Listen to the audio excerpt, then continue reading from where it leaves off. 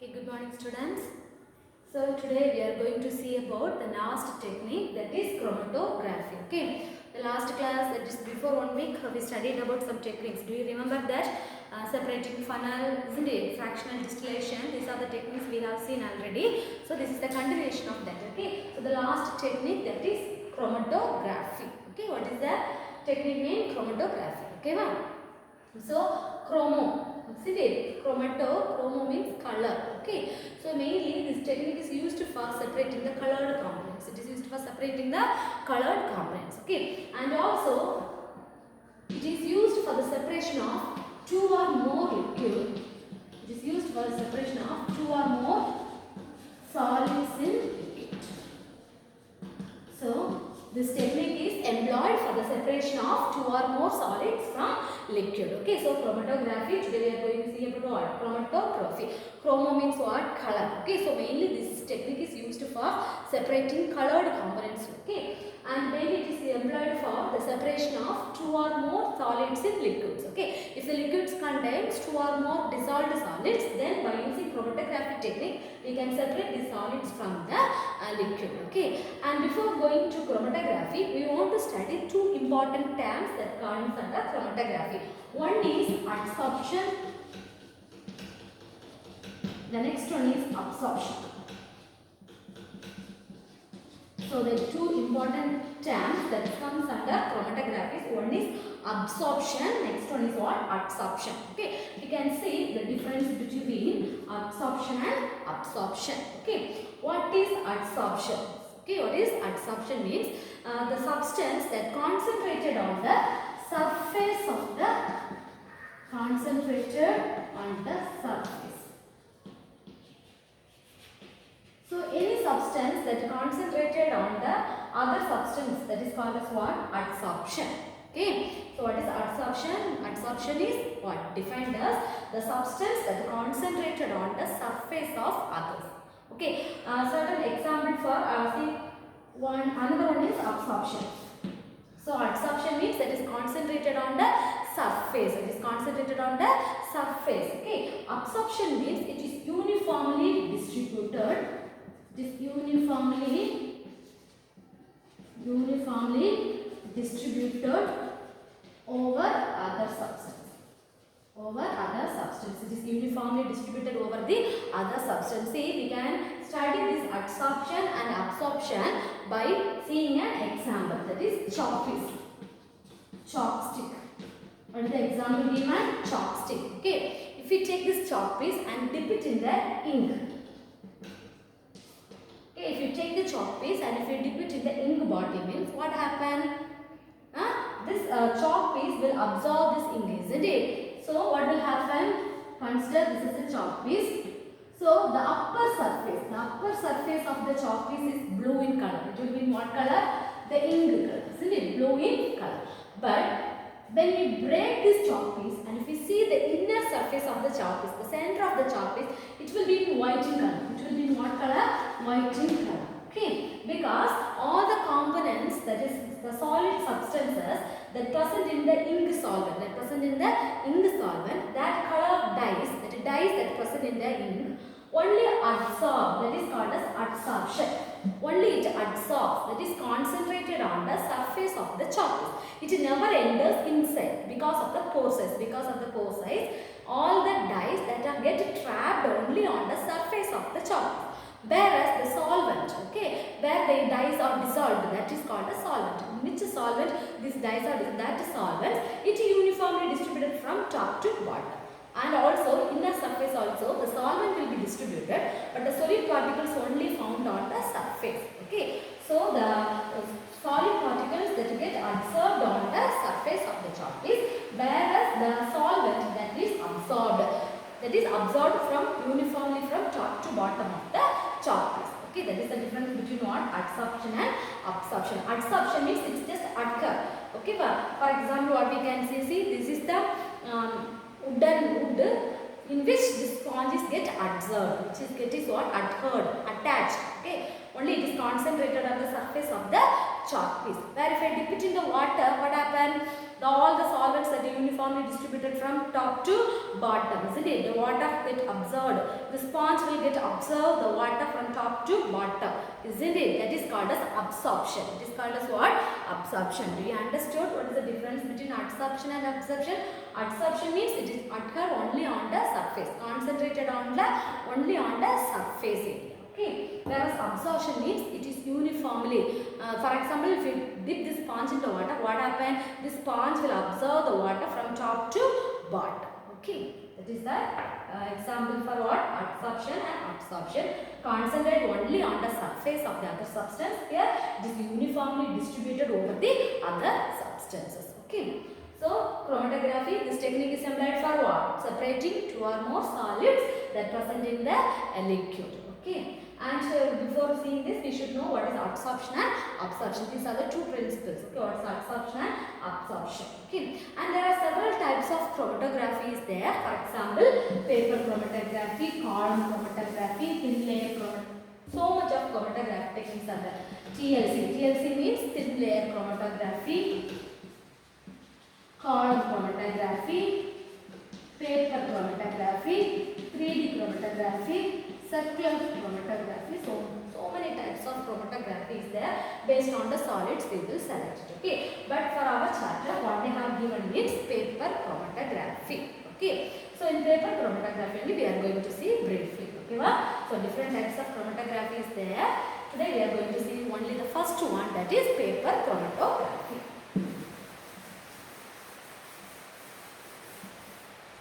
See, this paper chromatography. So what chromatography? Paper chromatography. Okay, ma? In this paper chromatography, what is the principle behind it? Based on the difference in the solubility. Based on the difference in their solubility. Based on the difference in the solubility. What solubility means? The solute in solvent. For example, ink, the dyes that are present in the ink is called a solute, in which these dyes are dissolved. Butanol, ethanol, ether, these are the some of the what agents, a solvent, which can be act as what? Solvent. And the dyes that dissolve in solvent are called as what? Solute. Okay. So two terms are there, solute, solvent, isn't it?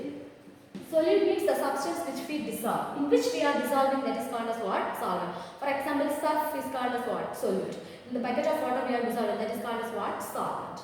Isn't it? So solute and solvent. Okay. So the difference in the solubility, that solute that we dissolve in the solvent, based on the dissolving power, they will be getting separated on the paper chromatography. So paper chromatography works on the principles of difference in their solubility. The solids, two or more solids, on what basis they have dissolved in that solvent, based on that they will be separated on the paper chromatography. So for the paper chromatography, the stationary phase is paper. Since it's a paper chromatography, we are taking what? Paper. There are different types of paper. Normal filter paper is not used. Wattman number filter paper. Mostly we will use Wattman number 1 filter paper. So the paper used for this technique is normally Wattman number 1 filter paper. Okay. So stationary phase, that is stationary means it never moves, isn't it? The stationary phase used for paper chromatography is paper. What type of paper we are using? Wattman number 1 filter paper. And the mobile phase. Mobile phase means what? Moving phase, isn't it? The mobile phase is solvent, suitable solvent. Ethanol, N-butanol, ether or anything that is suitable solvent we should use. So two phases are there for paper chromatography. One is stationary phase, that is the paper. The next one is what? Mobile phase. Okay. Today we are going to separate ink, that is the dyes that are present in the ink from the solvent. We are going to separate the different types of dyes that are present in the ink. Okay, now we can see the diagrammatic representation. Okay, so once more I am repeating the same. That is, we are going now we are seeing about what? Paper chromatography. In this paper chromatography, how the solid substance are separated in the paper means based in their difference in their solubility. That is, it has solute and solvent. How the solute gets dissolves in the solvent. Based on the difference, we will separate the different types of solids. So here two phases are there. One is stationary phase, next one is mobile phase. Stationary phase, normally this is a paper chromatography. We have used paper. What type of paper means Wattman number 1 filter paper. And the mobile phase is a suitable solvent which carries this solid substances and gets separated. Okay. So suitable solvent is considered as what? Mobile phase, and paper is considered as stationary phase. Now we can see the diagrammatic representative of paper chromatography. So first we can take a beaker. Okay, cut a filter paper, Wattman number filter paper.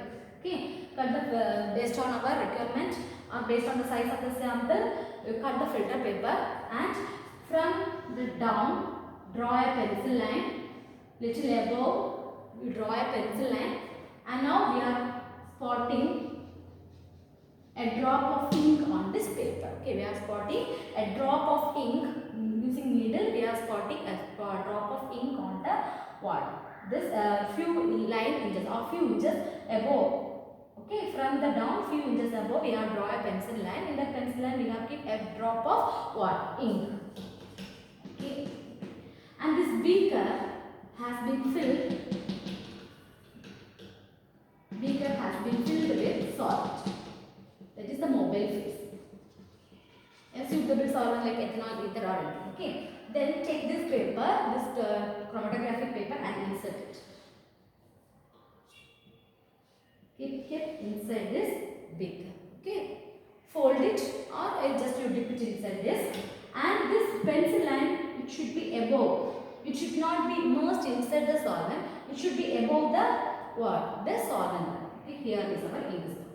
Then close the beaker with lid. Okay. So we have cut the chromatographic paper, and few inches above we have drawn a pencil line. Then we have kept a drop of ink, and this paper is transferred to a beaker that containing suitable solvent, and the solvent is act as what phase? Mobile phase. Okay, and close the beaker with the lid. Okay, and leave it for few minutes. Leave it for few minutes. What happened is this filter paper start to absorption. Then it is studied, isn't it? What's that? Absorption. That is, it is uniformly distributed over the other substance. So what happened? This mobile phase, it moves upwards. Okay, it moves upwards, and this mobile phase, that is solvent is a mobile phase, so it moves upwards. So slowly this filter paper absorbs this solvent and it transferred from down to top. When the solvent reaches the other end, remove the paper from the beaker. Remove the paper from the beaker. Can you able to follow what we did? We kept the paper inside and we close it and keep it for few minutes, isn't it? For the absorption of solvent on the filter paper. Now the filter paper absorbed all the solvent. Since it is a mobile phase, it moves upwards. And when it reaches the other end, before it is coming to the corner, we have to remove this paper. We have to remove this paper. Okay. And you can see here, okay, different types of dyes. Here we have 3 different spots. When you take the paper, before chromatography, the spot is here. When the solvent moves upwards, it carries the components, that is solids that present in the ink, and they get what? Separated based on the solubility. Based on their solubility and based on the size, they will be get separated on the filter paper. For example, we can see the solvent, the ink move upwards. The ink move upwards along with the solvent. Along with the solvent, the ink spot also move upwards, and you can see different colors that get.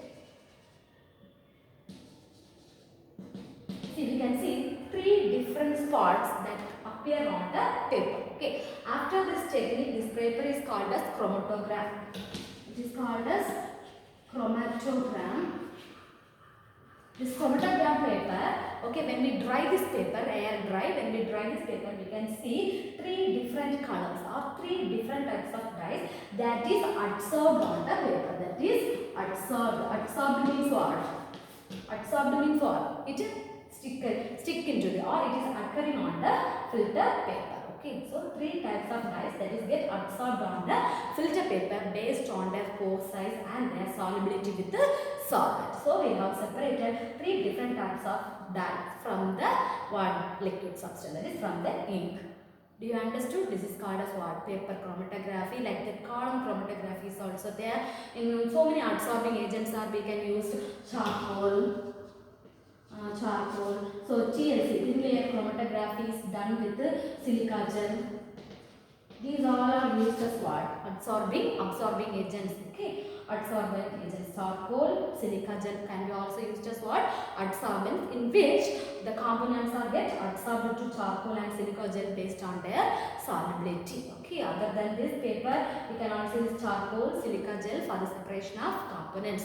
Column chromatography means what will happen? Column chromatography, like a burette. There will be a column like a burette. There will be a column and this is fully filled. Upper there is a cotton wool and down there will be cotton wool. In between they will fill it with charcoal or silica gel. Like this we can what?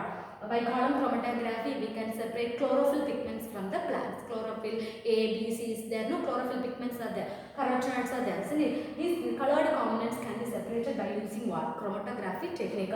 When we add solvent, suitable solvent should be added.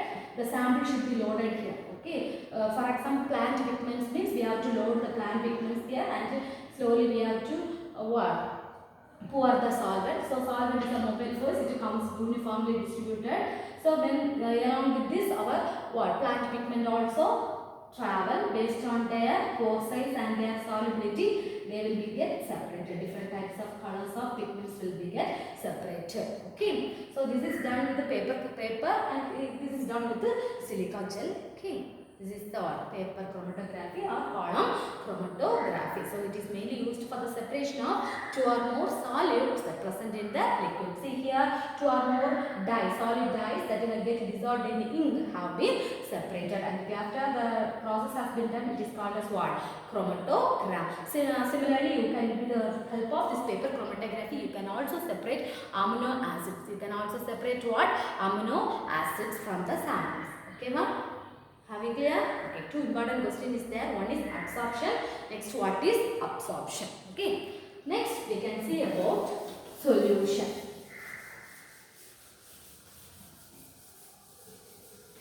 Okay. So, with this, we have completed all the separation techniques. The next topic, okay, is solution. The next topic is what? Solution. So, with the chromatography technique, we completed all the separation techniques. Now, we are going to the next one, that is solution.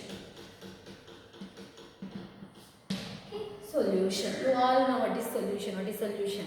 Already we have seen, isn't it? What is a solution? Okay. The solution, two main components are there. Solution contains two main components.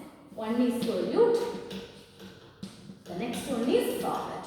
When the solute is dissolved in solvent, it forms solution. It forms what? Solution. How the solution is prepared? When solute is get dissolved in the solvent, we form what? Solution. For example, salt. When it is get dissolved in water, it form what type of solution? Salt water solution. Forms what? Salt water solution. So what is solution? When a solute is dissolved in the solvent, it forms what? Solution. And the solution is mostly homogeneous in nature. Solution can be also called as the true solution. Mostly they will be in what nature? Homogeneous. Mostly the solution will be in what? Solution is it contains two or more components that is uniformly distributed. Hence it can be also called as what? Homogeneous. Okay. So what is solution? When two or more substances are uniformly distributed, then they are called a solution, and maybe it is what type of? Homogeneous. So solution contains solute and solvent. When the solute dissolves in solvent, it forms what? Solution. For example, when salt is dissolved in water, it forms what? Salt water solution. Okay. So how can we define solute? Means any substances, if it is present in lesser amount by weight, then they are called as what? Solute. If they are present in larger amount by weight, then they are called as what? Solvent. Don't think that solvent means only it is the comprises of liquid. Liquid solid solvent. No. Any substance, when you are forming a solution, when you are preparing a solution, in that solution, which component is present in larger quantity, that we can call it as what? Solvent. Which quantity is present in lesser quantity, that we will call it as what? Solute. For example, alloys. See? Alloys, copper and zinc.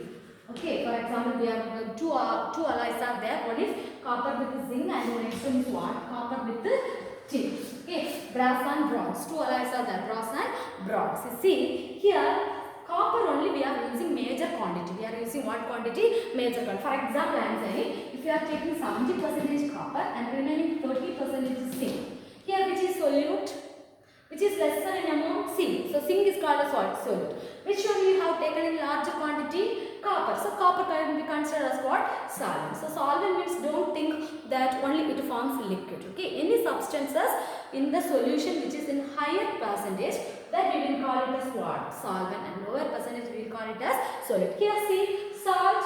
How per 1 cup of water we will take 1 spoon of salt. The concentration is very less, so it is called as what? Solute. And water concentration is more, so it is called as what? Solvent. Okay, so what is how you have to define the solute? Any substance in the solution that is present in lesser amount by weight, okay, by quantity, okay, by concentration.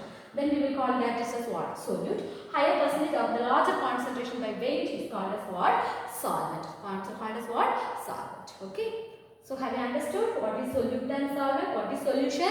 Solution is a homogeneous mixture. It consists of one or more substance. See here only two components are there, isn't it? Salt and water. Total this solution, salt water solution contains how many components? 2. So hence this can be also called as binary solution. If your solution is made up of only 2 components, then we can call it as what? Binary solution. Salt in water, then sugar in water. This all comes under what solution?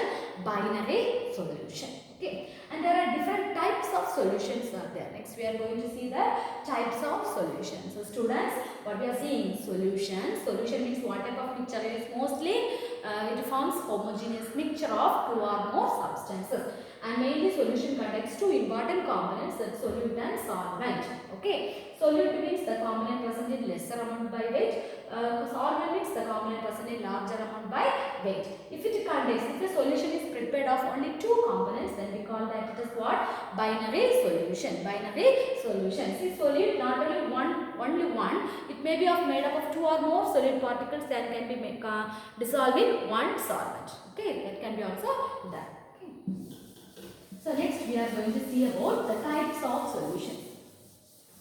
Mainly 3 types of solutions are there. One is, and this classification, okay, many types of classifications are there based on the size, based on the solvent. So many types of classifications are there. When you go to the 10th standard, you will study briefly about other classification. Here only one type we are going to see, that is based on the size, based on the solute size. How? Based on the solutions. How solutions are classified? Based on the size of the solute. Okay, the solute based on the size of the solute, we can classify this solution into 3 major categories. Okay, ma'am. See, listen, there are different types of classifications are there. So based on the solvent we can classify. Okay, aqueous solution and non-aqueous solution is there. Next saturation level is there. Saturated, unsaturated, supersaturated it is there. This is based on the size of the solute that present in the solvent. Okay, 3 are there. One is true solution. Next one colloidal solution. Next one is suspension. So 3 types of classifications are there based on the size. One, it can form true solution, it can form colloidal solution, it can form suspension. First one is true solution. For example, salt in water. See, the solid particles that get completely dissolved in water, and the size is very small. The nanometer size, it is very, very small. You cannot see with our naked eye, and at the same time you cannot filter this salt from the water. Can you filter the salt from the water? No, it is not possible. It is impossible because the size of the salt is very, very small in size. It is nanometer, isn't it? Very small in size, 10 power minus 7 nanometer maybe down. So it is very less. So it cannot be what? Seen through the naked eye. At the same time, you cannot filter. It is very, very. So it forms homogeneous solution. It forms what type of solution? Homogeneous. And this true solution is very, very transparent. It will be clear solution. They take it 3 classes in your home. Okay, what you have to do? Take 3 transparent classes. Okay, 3 classes. One you fill, 3 also you fill it with the same water quantity. One you add salt. The next one you add starch. Starch will be there, isn't it? At home, starch water. Take some starch and add to the water. The last one, wheat flour or sand or wheat flour, anything. You can add it on the third beaker. Okay. So take 3 cups. First you have to add salt. Next one you add starch. Next one you have to add what? Sand, or you can add what? Wheat flour, and see the difference. Okay, here salt completely gets dissolved. Here it forms a translucent. It won't be semi-transparent. It won't be transparent. Cloudy. It looks what? Cloudy. The water looks what? Cloudy. Okay, you can see the particles. You cannot see the particles that is clouding in the liquid. Here, if you see the suspension, the wheat flour slowly they start to get settled down. Isn't it? Sand. If you put soil or sand in the water, what happens? It will get settled down, isn't it? So it forms suspension. Cloudiness it will be there. That is called as colloid solution. Here true solution. In the true solution you cannot filter. Okay, and it is homogeneous, whereas these two forms heterogeneous. These two are heterogeneous because they are not uniformly distributed. Here only these two solution or solution get uniformly distributed, and the water look very transparent. Here it is not transparent. It will be very semi-transparent. Okay, or you can call that as translucent. That nature, isn't it? Take little starch and dissolve in the water and see the cup. That nature, it is just colloid, like a colloid, or just it look a cloudy, and you cannot, it will not be clear solution, just a semi-transparent or translucent. Here it will be opaque. That is both transparent. Half of the glass will be very transparent. The last part, sedimented part will become cloudy. So that you can call it as what? Opaque in nature. Opaque in nature. Okay. And these two, what is that? Colloidal and suspension has two important properties that it too shows Tyndall effect. This